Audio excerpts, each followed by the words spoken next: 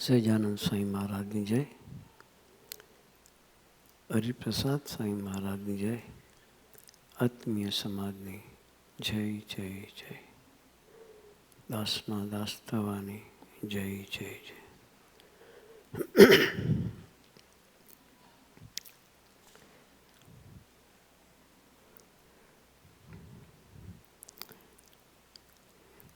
આપણે બધા જ આજે ગુરુહરિનો 90મો પ્રાગટ્ય મહોત્સવ મનાવવા ભેગા થયા છીએ.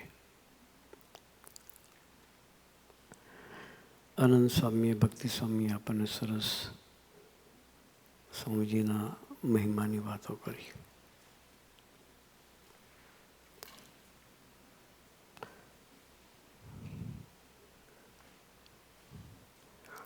સ્વામીજીનું જે કાર્ય છે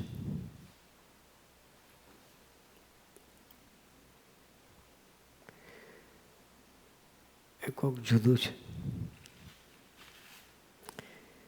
સ્વામીજીએ ગુજરાતની ધરતી પર એક સ્કૂલ બનાવી છે. સ્કૂલનું નામ છે આત્મીય Vidya Mandir, AVM. International school છે. એનું સ્લોગન છે, તમારી માટી મૂકી જાઓ, મૂર્તિ લઈ જાઓ. કયું સ્લોગન છે? તમારી માટી મૂકી જાઓ, મૂર્તિ લઈ જાઓ. એ વિચાર કરીએ, સ્લોગનનો જ ખાલી વિચાર કરીએ તો સ્વામીજીની ભાવના શું છે એનું આખું દર્શન થશે. માટી એટલે માટીની શું કિંમત? તમારો દીકરો ગમે એવો હશે એને મૂર્તિ જેવો બનાવી દઈશું. કેવો?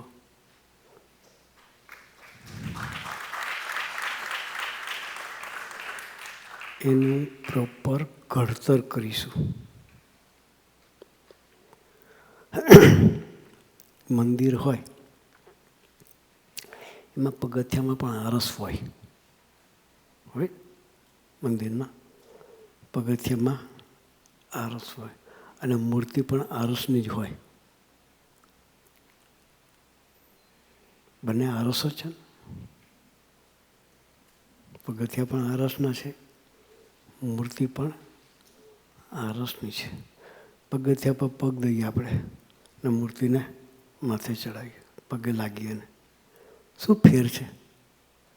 એક જ ખાણમાંથી નીકળેલી બંને વસ્તુ છે. એકને આપણે પગે લાગીએ છીએ ને એકની પર પગ દઈએ છીએ. ખાલી ડિફરન્સ આટલો જ છે. ડિફરન્સ આટલો જ છે. બંને એક જ જગ્યાએથી આવેલા છે. એક જ ખાણમાંથી બંને પથ્થર સિલેક્ટ થયેલા છે. પણ છતાં એકને આપણે પૂજ્ય ભાવથી એની પાસે કંઈક પ્રાર્થના કરીએ, આજીજી કરીએ, કંઈક માગીએ, કોઈ આસ્થાથી ત્યાં જઈએ છીએ. એ મૂર્તિ બની ક્યાંથી? કારીગર મૂર્તિ બનાવતા હોય ને, એને મૂર્તિ બનતી હોય ત્યારે મહિમા ના હોય, એ માથે બેસીને બનાવતો હોય. એ પથ્થર હમે શું માને? આ પથ્થર છે. કારીગર એ રીતે માથે બેસીને મૂર્તિ ઘડતો હોય. અને ટેવ હોય સ્મોકિંગની, તો સ્મોકિંગ કરતાં કરતાં ક્યારેક ઓલવવાનું થાય તો એ મૂર્તિ પર જ ઘસીને ઓલવે. એ પથ્થર ઉપર જ. ક્યાં ઓલવે? એની પર જ એની અગરબત્તી ટાઢી કરે. તો એ મૂર્તિ કારીગર તો ઘડી ખાલી, પણ એ મૂર્તિમાં પ્રાણ જ્યારે પૂરે છે એ પ્રાણ સંત પૂરે. કોણ પૂરે? ત્યારે મૂર્તિ થાય છે. સ્વામીજીનું સ્લોગન શું આપણે બોલ્યા? માટી મૂકી જાઓ ને મૂર્તિ લઈ જાઓ. સ્વામીજીનું આ કાર્ય છે. ધૂળ જેવા હોય, જેની કોઈ સમાજમાં કિંમત ના હોય, એ વ્યક્તિને પણ સ્વામીજી પ્રેમ આપીને માર્ગે ચડાવે. એ પ્રેમથી થાય. આપણે સમાજ જોયો, આત્મીયતાની વાત આપણે સંવાદના માધ્યમથી જે સમજ્યા, પણ એકદમ થઈ ગયું છે ઘડતર. એવી આત્મીયતામાં જવાનું વિચારીને એકદમ આવ્યા છે ના. એની પાછળ એમની તપશ્ચર્યા છે. શું છે? તપશ્ચર્યા. એ વગર મૂર્તિ થાય નહીં. તપશ્ચર્યા શું છે આપણે સમજીએ. સ્વામીજીએ 87 કે 89 હોય, મે બી એક્ઝેક્ટ યાદ નથી, પહેલી શિબિર કરી વ્રજભૂમિમાં. ત્યારે અહીં અમેરિકાની ધરતીની વાત કરું છું, ઇન્ડિયાની નહીં. વ્રજભૂમિ પર પહેલી શિબિર સ્વામીજી કરી 89માં. ત્યારે 200 દીકરાઓ આવેલા. ફર્સ્ટ ટાઈમ શિબિરનું આયોજન હોય, એને ઇન્વાઇટ કરવાનો, આજની આ કલ્ચરને ઇન્વાઇટ કરવાની. આ તો છોકરા ડાયા છે બધા, પણ એને ઇન્વાઇટ કરવાના હોય. કોઈ છોકરાઓ એવા સત્સંગથી રંગે રંગાયેલા નહોતા. અહીંના કલ્ચરના રંગે રંગાયેલા દીકરાઓ હતા. કેવા? સ્વામીજી માટીમાંથી મૂર્તિ કઈ રીતે બનાવે છે એની વાત કરું છું. એવા દીકરાઓની સ્વામીજીએ શિબિર કરી. શિબિરમાં ઇન્વિટેશન કરવાનું તો છોકરાઓને કઈ રીતે કરવાનું. સ્પિરિચ્યુઅલ ડિસ્કર્સીસ કહો તો ના જ પાડી દે. હા, સ્પિરિચ્યુઅલ ડિસ્કર્સીસ છે એ કહેતો કે નો ઇન્ટરેસ્ટ. શું કહે? આજના કલ્ચરના દીકરાઓ જ કે નો ઇન્ટરેસ્ટ. પણ સ્વામીજી શું કહે કે આપણે બધાને એવું કહું કે આઉટિંગ માટે જવાનું છે. ફર્સ્ટ શિબિરનો થીમ આઉટિંગ માટે જવાનું છે. આઉટિંગ માટે નીકળ્યા છોકરા શું સાથે લે? આઉટિંગ માટે નીકળેલા દીકરાઓ પાસે શું હોય? પોતાના રમતગમતના સાધનો હોય. શું હોય? હોય ને? કોઈને ક્રિકેટમાં રસ હોય, કોઈને બાસ્કેટબોલમાં રસ હોય, કોઈને ટેબલ ટેનિસમાં રસ હોય. જે હોય એ પોતાના સાથે લઈને નીકળે. એ સિવાય કોઈને કોઈ હેબિટ હોય. સમજી ગયા છોકરાઓ ડાયા છે. એ વસ્તુ પોતાની સાથે રાખે. એટલે દીકરાઓ આઉટિંગ માટે, આઉટિંગની ભાવનાથી બધા ભેગા થયેલા અને પોતાના કેરેટ્સને બધું લાયેલા. નો સોફ્ટ ડ્રિંક્સ. કેરેટ્સમાં ઘણા કંઈક સોફ્ટ ડ્રિંક્સ હશે નહીં. અહીંના જે ડ્રિંક્સ લોકો લેતા હોય ને, પેલી દુકાનોમાં વેચાય ને, શું કહેવાય પેલી બાર કે બારોબાર, શું કહે?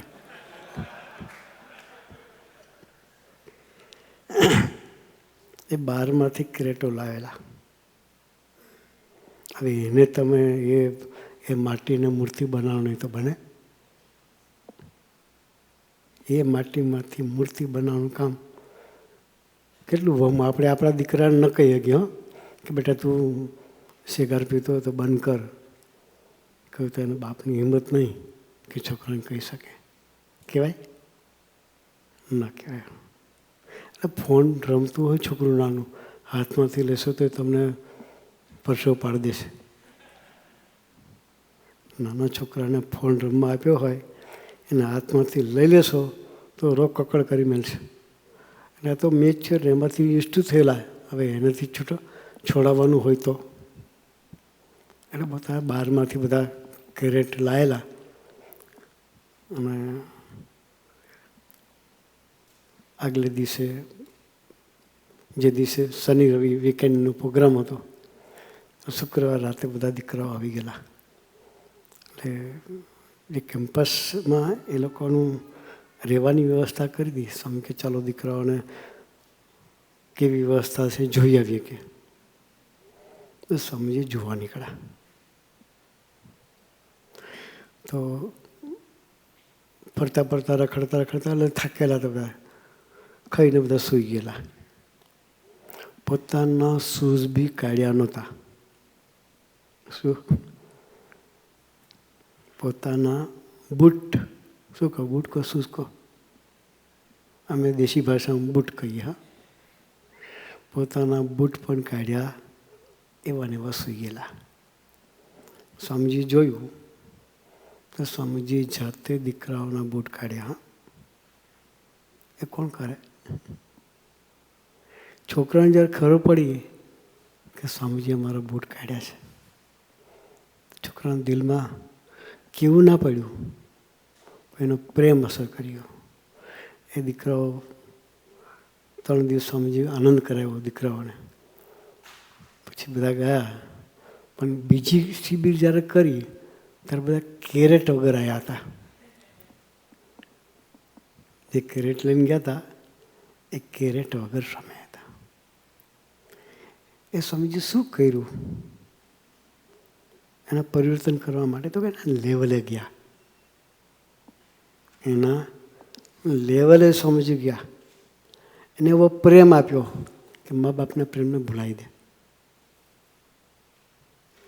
એ દીકરાઓનો જન્મ સ્વામીજી રસલ. સ્વામીજી પહેલી વખત 85માં આવ્યા. ત્યારે અમારા સુરત સ્વામી અને અક્ષર પુરુષાની વડીલો 2-3 સંતો હતા. 5 જણા ફર્સ્ટ ટ્રીપમાં આવેલા. 3 વડીલ હરિભક્તો હતા. 8 જણા ઇન્ડિયાથી આવેલા. પેલા 15 દિવસ યુએસ રહ્યા. ખાલી 3 જ કોન્ટેક્ટ લઈને આવેલા. કેટલા? અમેરિકાના 3 કોન્ટેક્ટ, કેનેડાના 2 કોન્ટેક્ટ. એમાં અમારા શાંતુભાઈ છે,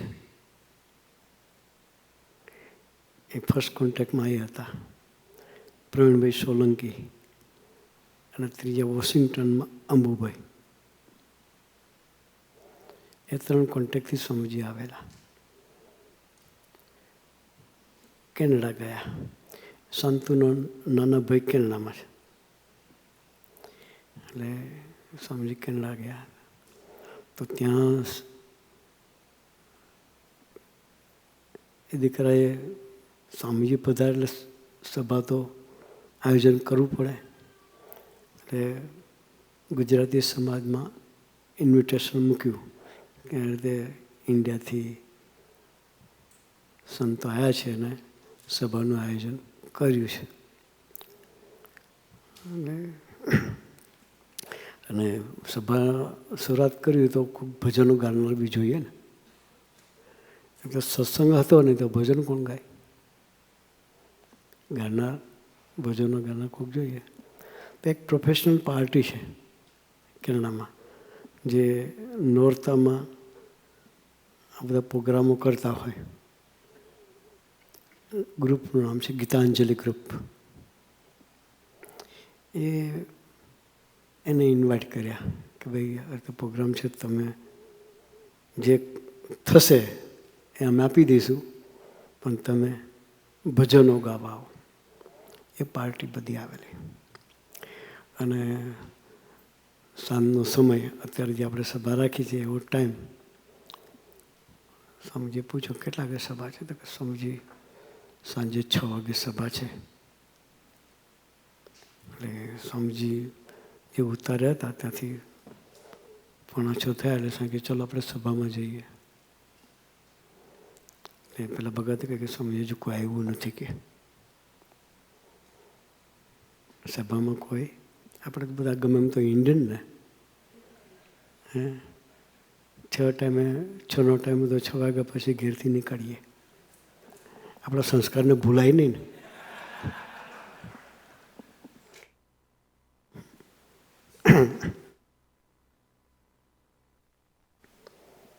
સ્વામીજી કહ્યું આપણે પહોંચી જઈએ.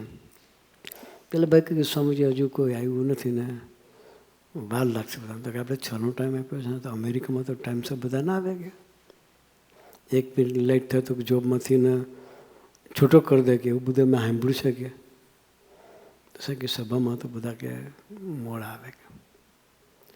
સાહેબ કે ભલે એ લોકો મોડા આવે, આપણે ટાઈમસર પહોંચી જઈએ. શું કહ્યું? જેને જે મોડા આવું ભલે મોડા આવતા, આપણે ટાઈમસર પહોંચી જઈએ.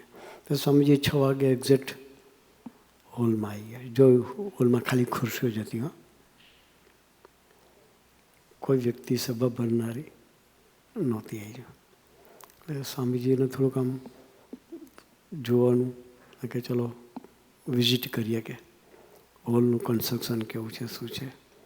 બધા ફરતા હતા, બધું જોયું. પછી બેઝમેન્ટમાં ગયા. તો જે ભજન ગાવા માટે પાર્ટી તો વહેલી જ બોલાવી પડે. એ લોકો આવી ગયેલા, પણ ઉપર કોઈ નહોતું એટલે નીચે બેઝમેન્ટમાં આનંદ કરતા હતા. એ લોકો થોડું લિક્વિડ લઈને આવેલા એ લોકો બી.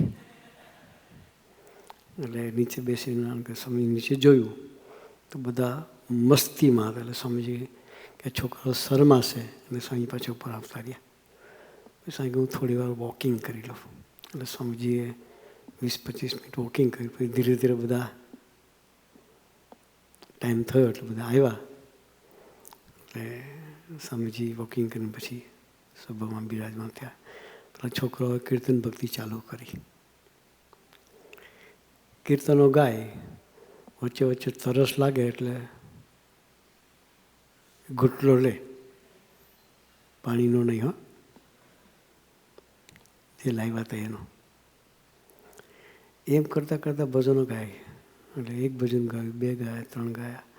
પછી કાર્યકર્તા ઊભા કે હવે સ્વામી સંતોનો લાભ લઈશું એમ. તો સ્વામી કે ઉભો રહે કે ઉતાર ના કરીશ કે મારે ભજનો સાંભળવા છે કે. એ ભજન મંડળી હતી અને સ્વામીએ એપ્રિશિએટ કર્યા કે હું તો કે તમારા ભજનો સાંભળવા આવ્યો છે કે કથા નથી કરી મારે કે આજે મારે ભજનો સાંભળવા છે કે. 6-7 બીજા ભજનો સાંભળ્યા સ્વામીજીએ.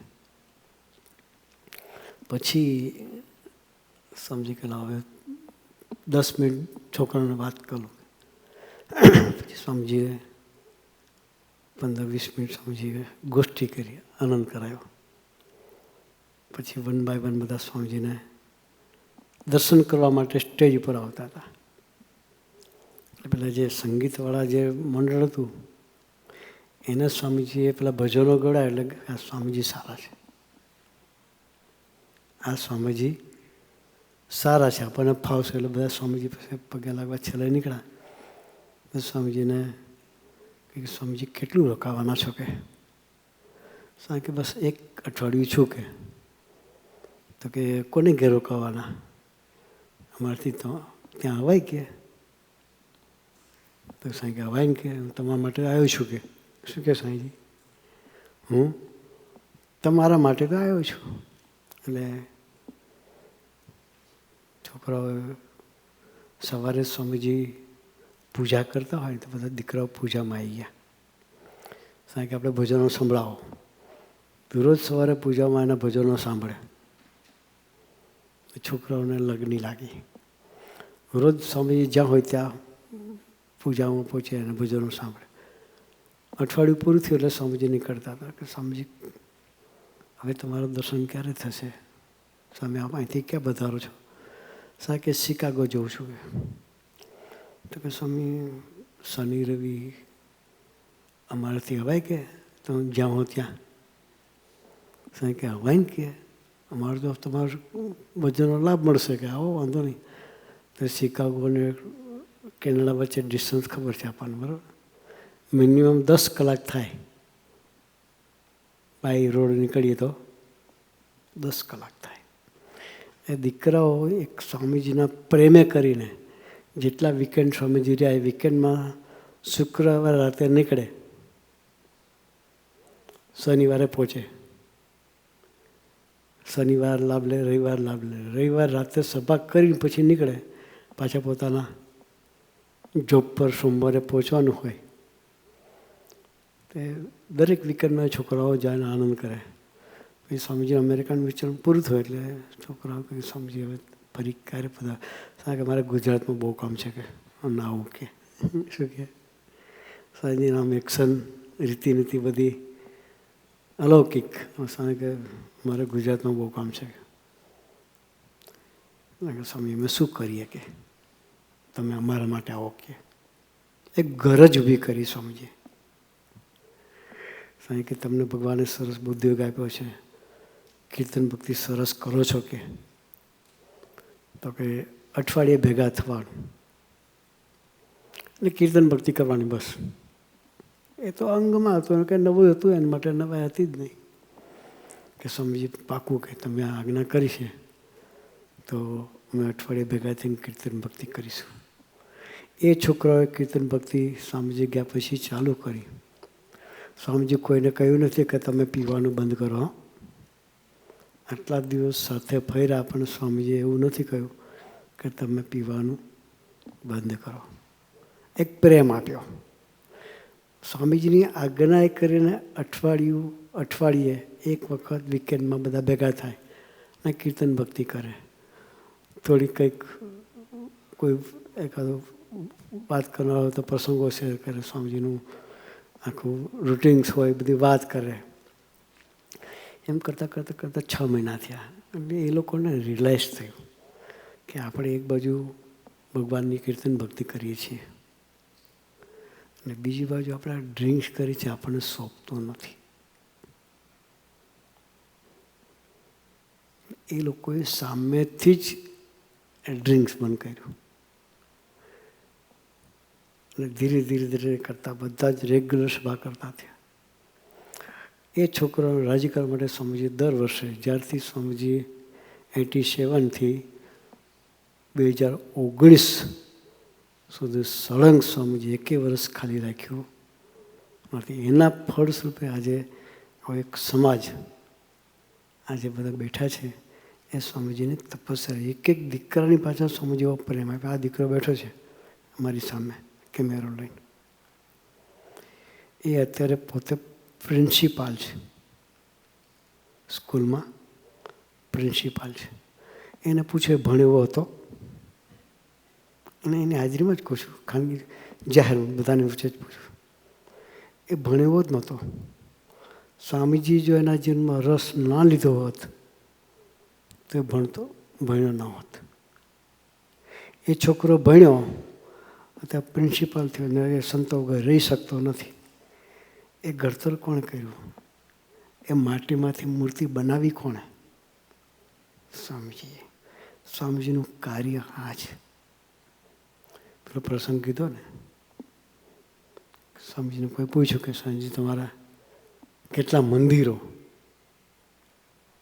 શું કહ્યું? 75,000 નહીં, 75,000 મંદિરો. 75,000 મંદિર પેલું વ્યક્તિ વિચાર કરે કે સાહેબ 75,000 મંદિર તો કે સ્વામી તમે જે વિચાર કરો છો એ નહીં કહેતો, પણ જીવતા જાગતા મંદિર કે જેનું દિલ હૃદય મંદિર તુલ્ય હોય, આ જગતનો કચરો જેના જીવનમાં ના હોય. આ કળિયુગમાં આ સોશિયલ મીડિયાના જમાનામાં યંગસ્ટરનું લાઈફ એટલે સોશિયલ મીડિયા શું કહેવાય એને, એમાંથી બહાર નીકળવાની વાત કરું તો મોજ જેવું લાગે. કેવું લાગે?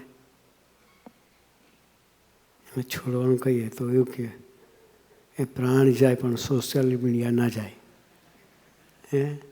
આજના યંગસ્ટર પ્રાણ જાય પણ સોશિયલ મીડિયા ના જાય એવું આજનું કલ્ચર છે. પણ એ જ દીકરાઓ અત્યારે એવું કહે છે પ્રાણ જાય પણ સભા ના જાય.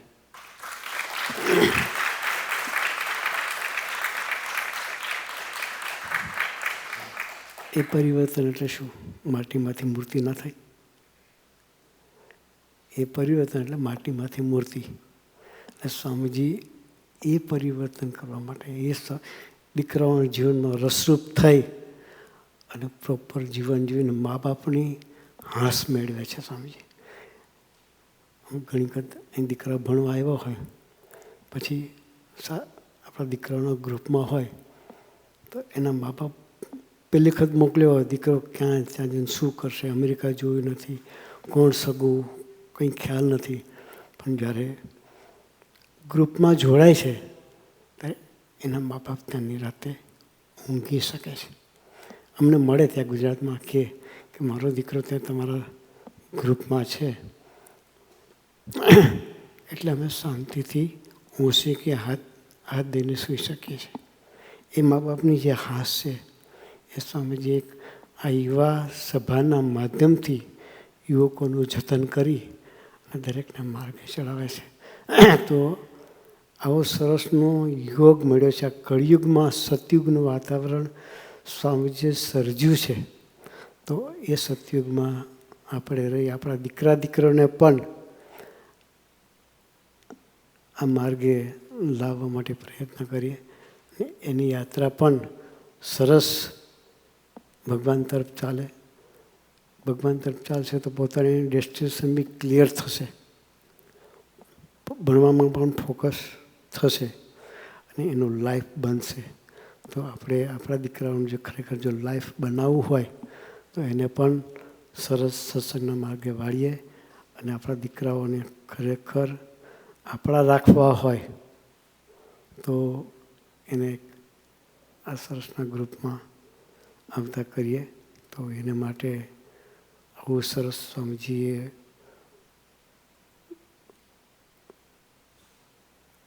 મંડળનું આયોજન કર્યું છે, દરેક જગ્યાએ છે. તો અહીંયા પણ આપણા ડૉક્ટરને મિહિરભાઈને બધા ભેગા થઈને સત્સંગની સભા ચલાવે છે.